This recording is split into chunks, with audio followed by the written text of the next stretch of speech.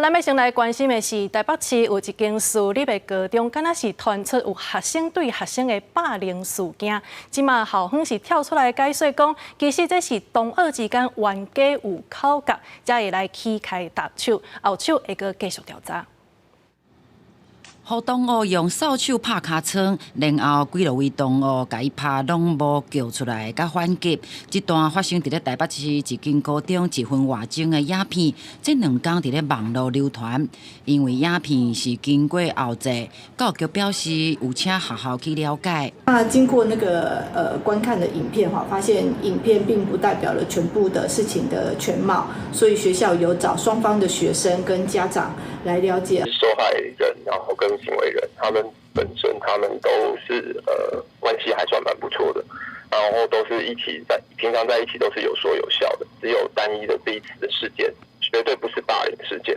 平常时做伙嘛会讲耍笑的同学，为什么有冲突？学校指出，一个同学是咧起无空，双方是约去咧教室后壁来谈判。 才会变做肢体冲突。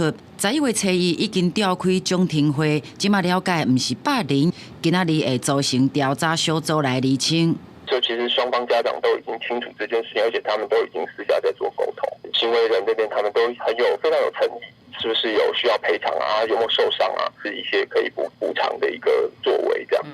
根据即卖霸凌防治准则，霸凌爱成立其中一个要件是连续性。若是按这个定义，应该会以校园暴力来结案。也毋过过去已经出现，所谓的咧算才发生一届暴力，其实早就有霸凌。教育局才会请学校来调查清楚，按定数来通报。记者陈新志明台北报道。